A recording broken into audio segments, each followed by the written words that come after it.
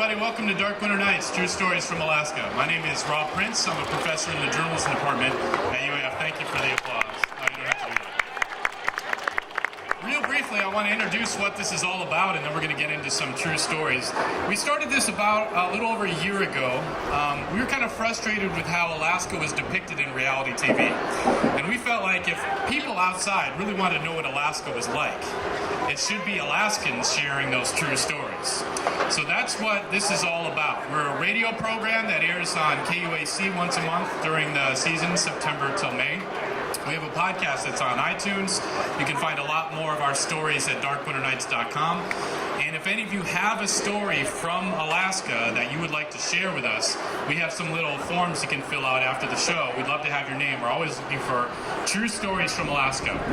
So let's get right into the stories right now. We have Laurie Schoening here with a story. I first heard this story when we were in Nome together on a production, and I said, oh, we got to have that for Dark Winter Nights. This is a really amazing story. So please welcome Laurie Schoening.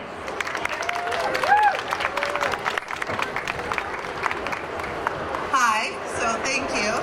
I'm a lifelong Alaskan. I grew up in Delta Junction for the most part, but for 3 winters, my parents actually moved to Fairbanks so they could go back to school. And so the story I'm going to share with you is actually something that happened here in Fairbanks. So I was about 7 years old. This was about 30 years ago. And my parents had made friends with this couple, Mark and Dana. And they lived out in the Goldstream Valley in kind of a typical Alaskan cabin. Lots of stuff in the yard, a dog yard. Mark was a musher. Dana, his wife, lived there as well with their 2 little girls. Anyway, Mark had this young dog team. And he found out that I had never gotten to go on a dog sled ride, so he wanted to remedy that.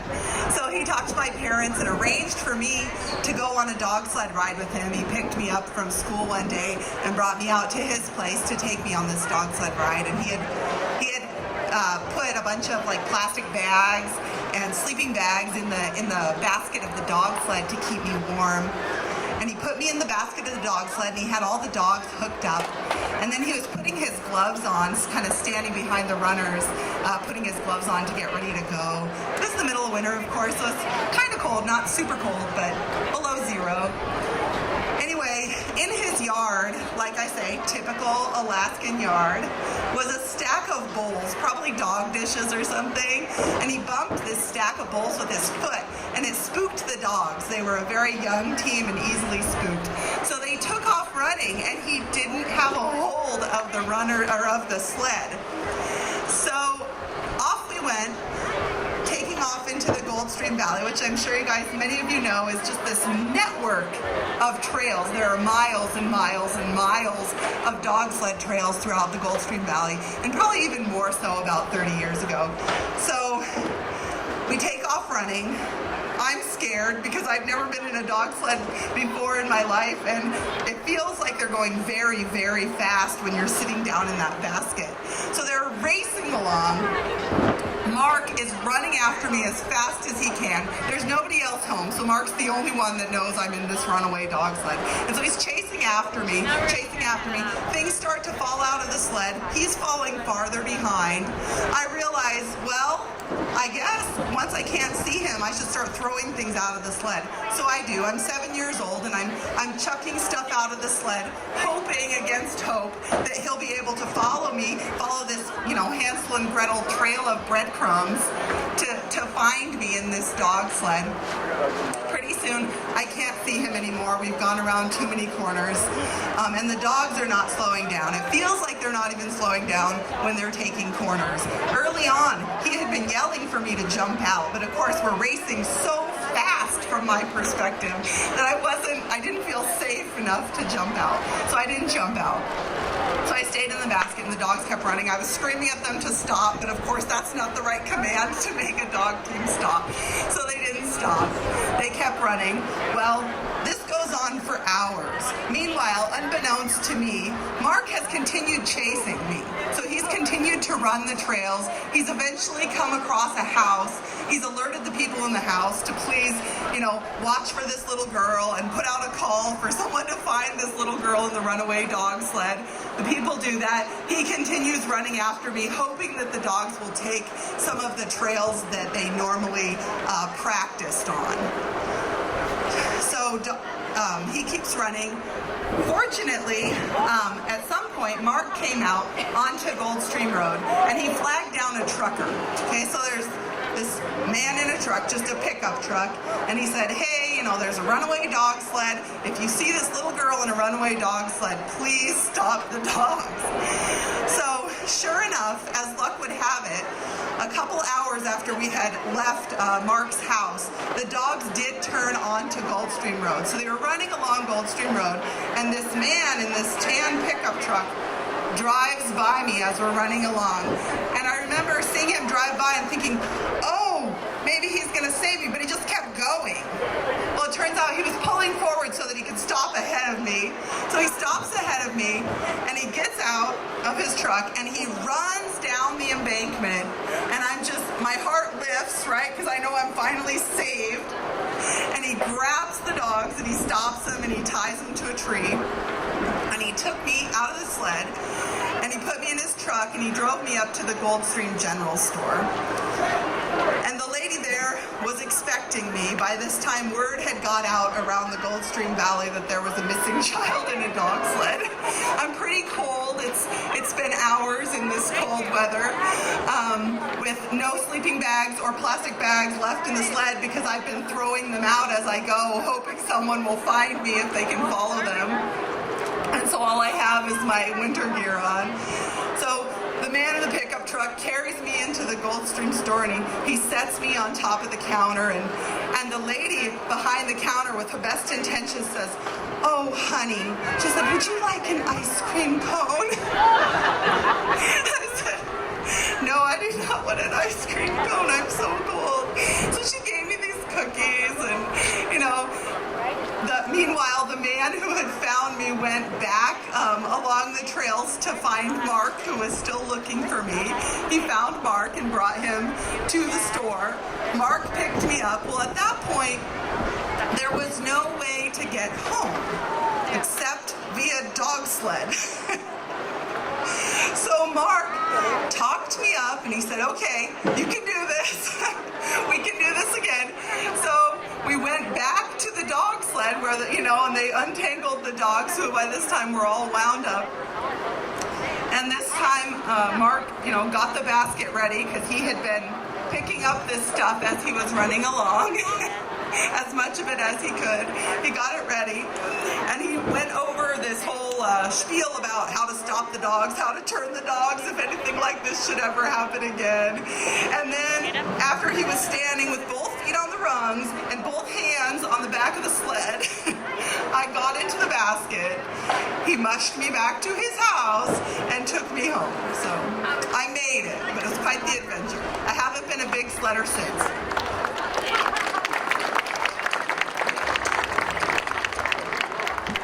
Laurie Schoening. Okay, our next storyteller is a favorite of Dark Winter Nights. She was at our first big Dark Winter Nights storytelling event in April over a year ago.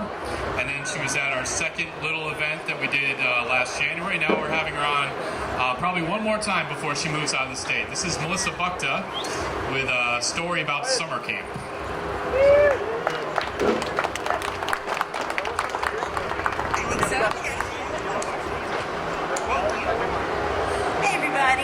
Thanks to Rob and Dark Winter Nights, and there we go, having me out again. This is so much fun. There you go. Now you can actually see my eyes, and I can see you much better.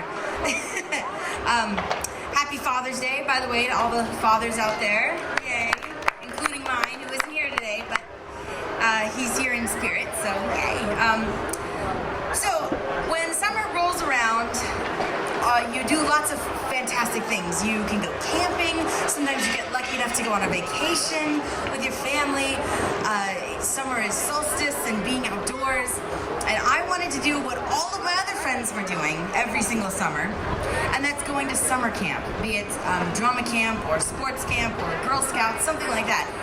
I was never allowed, though, because my mom was convinced that if she sent her blind daughter to summer camp, she would die. I would choke on a friendship lanyard, or drown in the lake, or get trampled by a horse, or something awful, terrible would happen to me. Even though my mom had taught us how to swim, and I knew how to swim even before I could walk. Luckily, in my second year of high school, something happened in Alaska for the very first time called Camp Abilities. And it was the very first camp specially designed for blind and visually impaired campers. Their slogan was Camp Abilities, never out of... Camp Abilities, out of sight but never out of vision. There, that's what it was. And so we went up to Wasilla, and it was at the Meyer Lake Counseling Center, and there were cabins that we all slept in, and a mess hall, and a lake that we swam in and went canoeing in.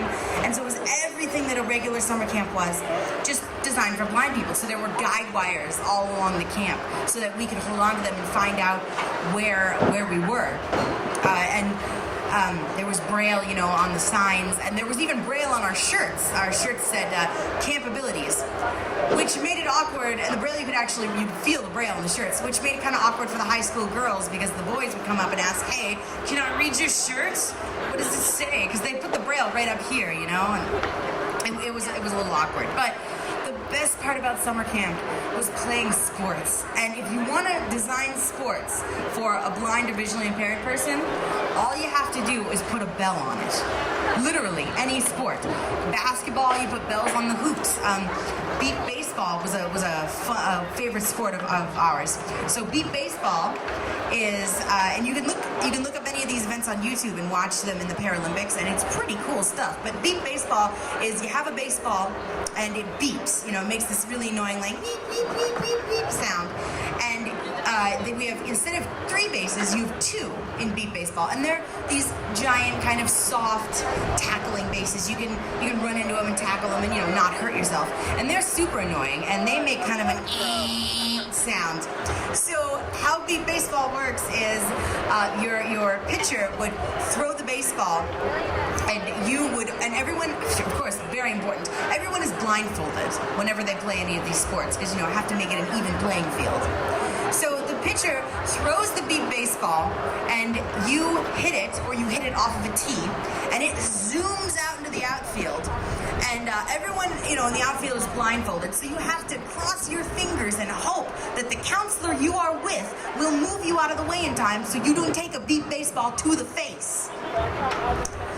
And then the bases will go off, they'll buzz, and the players run to the base, and if they make it to the base before the outfielders can find the ball and throw it back to what they perceive is home plate, then you can score points. I wasn't too good at beep baseball. What I was good at was goal ball. And goal ball is like if you take everything out of soccer except for the best parts, which is shooting on the goalie. So you're all blindfolded. Each team, a team of 3 is blindfolded, and you have this big old ball, and it weighs a good, 8 pounds, and there's jingle bells in it. And you basically hurl the ball down at the other team, and you hope that you score a goal. They used to call me Melissa the Arm Buchta. Super fun times. Well, one night at Camp Abilities, we had Mexican night, and we had just come back from riding horses, and the counselors decided to give us a treat. They were going to give us a piñata. It was a Winnie the Pooh shaped piñata. I know this because the piñata was described to all of us before we started hitting it. So they blindfolded everybody, because equal playing field. And one of the sighted counselors was one of the ones who pulled the piñata up and down. And we all lined up with a bat and took our turns to swing and hit this piñata. So all the little kids went first, and it was fun. A couple of them made contact, but the piñata still didn't get broken. Then the bigger kids went, and I was with the bigger kids. So the bigger kids swung at this piñata and got a couple of good hits off of it, but the piñata still didn't break. These counselors were really good. They knew what they were doing. So I was the very last person. It was my turn to hit this piñata. So I lined up, and gave 2 really good swings. Didn't hit the piñata. You could hear the wind coming off these things though. And the room was completely silent because no one could see what was going on. We all had to hear. So, my last swing to hit this piñata, and I remember taking the bat and just letting it all go. I mean, I just laid into this piñata, and I know I made contact because I heard a sound, and all of a sudden, silence. And then, everybody started screaming. And so I'm looking around like, no idea what's going on. Nobody else, all the kids, nobody else knows what's going on because we're all blind and can't see. The counselors, after the screaming subsided, everybody just starts laughing. And all the campers are like, what is going on? What's so funny? So I tore the blindfold off, and all I see is a string dangling in front of me. No Winnie the Pooh. And so the counselors explained what had happened was I had taken a hit at this piñata, and I had hit it so hard that it came loose completely from the string, sailed to the very back of the mess hall, through the kitchen window, which was open at the time, through the kitchen window, and bam, landed on the oven, basically, slammed against the oven door. There was so much centrifugal force on this thing that none of the candy came out. So they strung the piñata back up, and we got to open it up and eat all the candy. From then on, the piñatas at Camp Abilities were wrapped in duct tape. It was some of the greatest years of my life, and I am very glad that I finally got to experience summer camp. I got a little bit too old in the end, and when my counselors started to get younger than I was, I knew it was time to move on. But Camp Abilities will always be there. Thank you.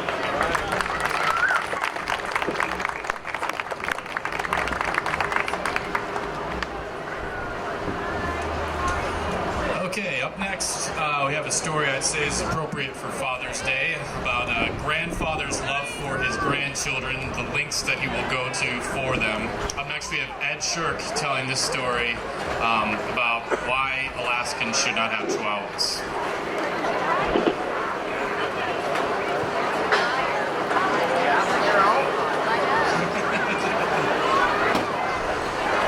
This is on the other side of the dog spectrum, Chihuahuas, teacup Chihuahuas. This story began in February of about 2000 when my son and his wife and their 3 children decided they wanted to go to Hawaii and have a good time in Hawaii. And of course the grandparents were not going with them, so we were aware that they were going to have a house sitter for their little Chihuahua named Zeke. Well, Zeke's kind of a high-strung dog, so when there's any change in things that are going on around, Zeke gets pretty excited. So we had a family friend. Anybody that's in Alaska know that you have people that are closer than relatives. In Alaska, you have these really good friends. And so some friends of ours had an 18-year-old daughter that said, sure, I'll watch Zeke in the house while you're in Alaska. So Jody was assigned to this and was up at the house, and about 7 o'clock the first night that Jody was by herself with Zeke, we get this phone call, and Jody is sobbing, and she says, Uncle Ed, Zeke won't come back in the house. Now the thing you got to remember, this is a Chihuahua, it's February, and it was 30 below that night. So there's not a lot of time element here to rescue Zeke. And so I said to my wife, I said, well, what are we going to do? I said, honey, do you want to go up there and check it out? She said, hey, it's 30 below. I'm not going anywhere. I said, oh, come on, for the grandkids? And she said, nope, not even for the grandkids. So I got on my Carhartts and my bunny boots and got in the pickup truck and headed out Chena Hot Springs Road to Zeke's house. And I got there, and in the meantime, Zeke had actually run up under a little storage shed they had alongside the house. So I get down, and I'm calling Zeke, and first of all, Zeke don't like me, so that wasn't accomplishing a lot. And I called Zeke, and once or twice, he kind of acted like he was going to come, but nope, he was up under the corner of the shed, shivering, as only Chihuahuas can do at 30 below. And so I thought, well, I'll go around to that corner of the shed, and I found a piece of pipe there, and I was banging it in the ground, and I finally got enough of the frozen ground back where I could reach my hand in there and and Jody was with a flashlight shining in the front, and every time I got close to the Chihuahua, he would move away. I made a couple wild grabs, which of course don't help anything. So I backed off and I thought, what are we going to do? So, I know what I do. The Chihuahua loves Anthea. That's my son's wife. And so I called Hawaii and I said, Anthea, the dog's under the shed. And why don't you try calling the dog? Or maybe Anthea come up with that idea. I don't really remember. But at any rate, I remember laying on the ground with a flashlight, holding a cell phone under the shed, while Anthea goes, Zeke, Zeke, Zeke, come on, Zeke, please, Zeke, come, Zeke. And it actually did. It come to within about this far of me, just out of reach, where I could get my arm under the shed. That was it. Back to the corner it went. So now I didn't know what to do. Now the dog was from just shivering to like convulsive shiver. I mean, this was one cold little Chihuahua. So I called the animal shelter and I said, hey, I got this problem. Could you guys bring out one of your loop things on a stick and get this Chihuahua out? Well, I found out that they don't do that. They only rescue dogs that hurt people or bite someone or whatever. So I think I might have been a little angry and said something about I'm a taxpayer in the borough and when I need you, you won't even come. I might have said something like that. Or maybe not that nice. But at any rate, that didn't work, so I called the state troopers. Now that had to be one of the funniest phone calls they ever got. And I said, here's what the deal is, and I don't know what to do. Can you make animal control come out? And they said, no, we can't make animal control come out. And he said, I tell you what, we have one of those things out in the shop, somewhere out in there, wherever. And he said, I'll go look if it's still there. He said, you can either send someone in or maybe somebody's going out that way. We can figure something out. He went and looked, come back in a few minutes. He said, I'm sorry, I can't find it. It's not there. Hey, they tried. They at least tried. So I went back out and I shined the light under there again. And I couldn't believe it, but Zeke was so cold at this point that he wasn't shivering. And his eyes were kind of starting to glaze over. And I thought, you know what? I don't really like this dog, but my grandkids are going to really feel bad if it don't make it. I got to do something. So I got around the side. I had Jody get down there with the flashlight again. And I got around the side and I took a stick and I stuck it in there and I poked Zeke. And Zeke didn't even respond. I mean, that's how cold this dog was. It was past caring. And so I poked it a little bit and it didn't move. And so I said, I got it. I know what I'll do now. I run into my son's garage where he had one of those yellow DeWalt's and skill saw, that cordless skill saw. I went in the shed and I moved everything back. And I thought, now that the dog is out, I can cut a hole in the bottom of the shed and get it from the top. And if it raises its head, I did my best. So I got in there and I cut this hole about this big square, pulled the wood back where the wood fell in, I got it out, and there was this basically unconscious little Chihuahua. It wasn't shivering anymore. Got it up, held it in my arms. Jody ran in the house and got a towel, wrapped it all up in a towel and got it, trying to get it warmed up.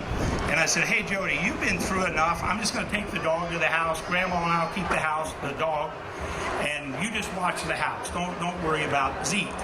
So I'm driving down the road, go across Nordale, come back into, we live off of Bradway. And partway home, it starts shivering a little bit, and kind of its eyes kind of looked like they were focusing again. And by the time I got to the house, this dog's going back through the stages of hypothermia the other way. And went in the house. My wife had it all wrapped up in a blanket. I go over to the stove and I heat some milk for this dog because it was pretty cold. And I heated some milk and I went over and my wife had it all bundled up and she's holding it and we're all glad it's going to live. And I put the milk on the couch and for the little dog to start lapping it. Zeke starts lapping the milk. And I reach down and I go, Zeke, I'm so glad you made it. And Zeke goes, wow, and bit my thumb and drew blood. I could not believe it after I had gone out at 30 below and rescued that Chihuahua. What I got out of it was a bloody finger. Not bad. Band-Aid fixed it. But at any rate, one more thing that proves there's a God because Zeke is still alive even after it bit me. So that's my story. I'm presuming Zeke Zeke didn't make it today, we have Anthea back here, one of a handful of humans that Zeke actually likes. All right, thank you, Ed. It's a tradition with Dark Winter Nights to pull a story from the audience. Is there anybody out there right now who wants to share a story about Alaska? You don't necessarily have to be an Alaskan if you have a story from Alaska. Anybody? No? All right, you think about, oh, there's one. All right, great. With the dog. Wow, with a visual aid.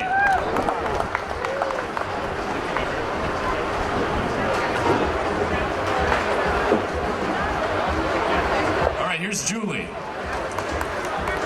Well, we're talking about 20 years ago. I take myself and my friend who's standing in the audience, and I won't point her out to you, but I'm going to Anchorage to get LASIK done on my eyes. This is when they first introduced it to the state of Alaska.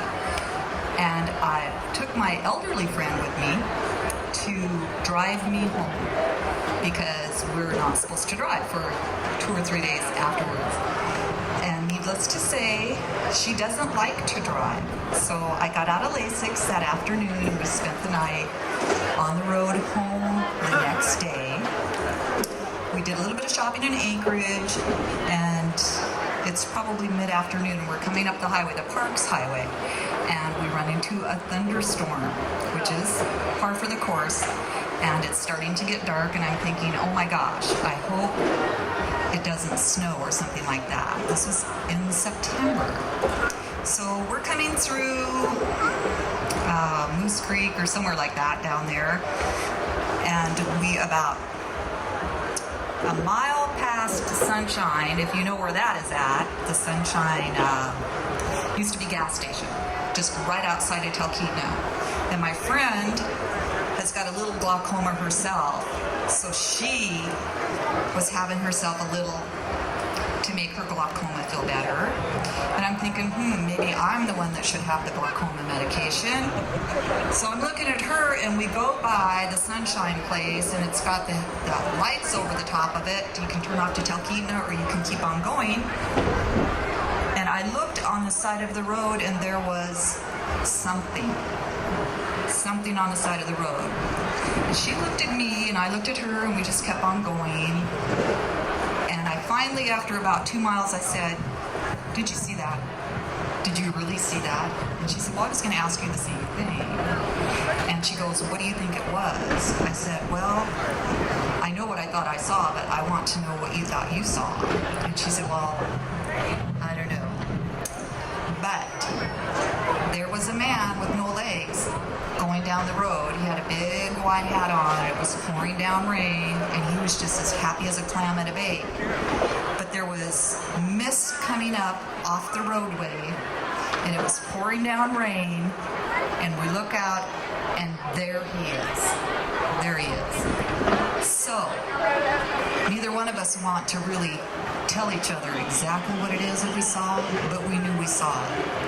Doesn't end there. We not only see him once, but we pull into Anderson and we spend the night there. We're coming back out on the highway. We see this man again, and he's got a rifle slung across his body. And she goes, did we really see that? And I said, "Indeed, yes, we did." So this is the great state that we live in. The man was out hunting. Kudos to him. He had lost his legs in the war and refused to take help from anybody. And he walked everywhere he went. And he had people that would check up on him, and they offered him wheelchairs and things like this. Just the fact that the man was out hunting was a wonderful and a truly an Alaskan experience to see just exactly what it is that our people are made of. I'm very proud of that man. I'm really glad that that scenario happened the way that it did, because we laugh about it to this day. And I don't know whatever happened to that man, but I know therefore a couple of years afterwards we would see him around town, and we would just go, "Yes, young man."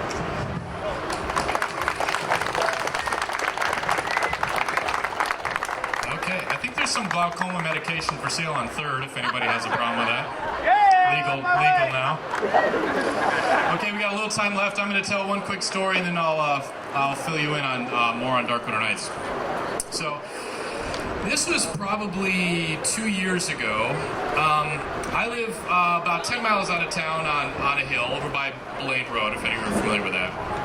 And every once in a while in the spring, the moose come in and just like take over our yard. And suddenly our neighborhood gets kind of dangerous. Most of the time it's totally fine, but at that time of year you open up the door and you kind of look around to see if there are any thugs around, meaning moose that are going to come trample you because you accidentally walked into them. And so one morning I'm walking my daughter down to the bus, and the moose are around, but they're far enough away that we're okay. I guess the rule is need to stay like 2 house widths away from a moose. And I'm with my daughter, so I'm particularly cautious. And we're coming down our kind of curved driveway, and there's a moose over here, and we get past the garage. And there's a moose behind there, but it's okay. Moose have this really good gift of looking totally disinterested in you and what you're doing. They could. I've never seen a human be able to mimic this, except maybe pretty girls in high school. Look so much like they do not care that I am there. So I get my daughter down to the bus. She gets on. It's good. I turn around to walk back up, and one of the moose has wandered into the driveway. And so it's chilly. It's maybe 0, and so I have a choice. I can either stand there in basically my pajamas and wait for this moose to move along. And if you're familiar with moose, they never look like they're in a real big hurry to go anywhere when they're eating. They look like they could stand in that one place for 100 years.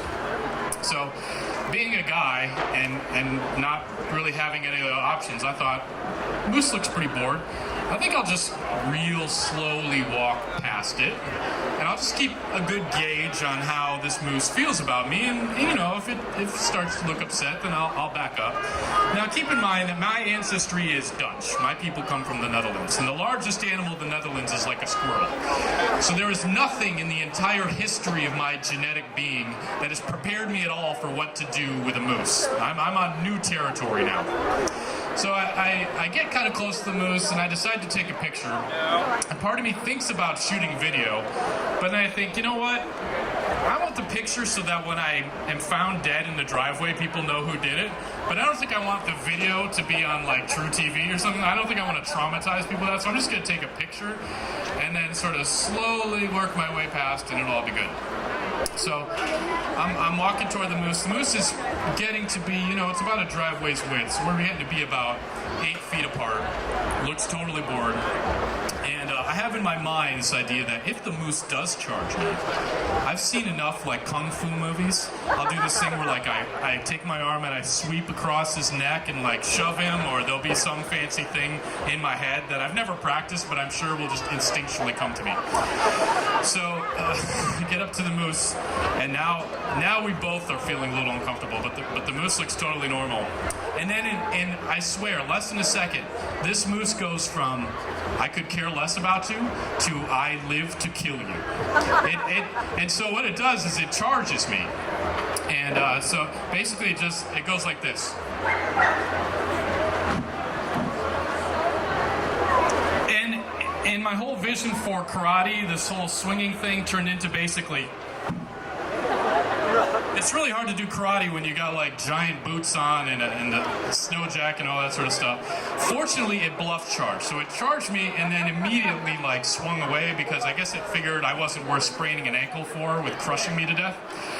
But that's when I learned a very important lesson about moose, and that is that moose can go from completely bored to homicidal in half a second. And if we have anybody here who's visiting, who's like, oh, there's a moose, let's get out of the car and walk up to it. It looks so calm. I really do not recommend that, because they go from calm to Charles Manson in half a second.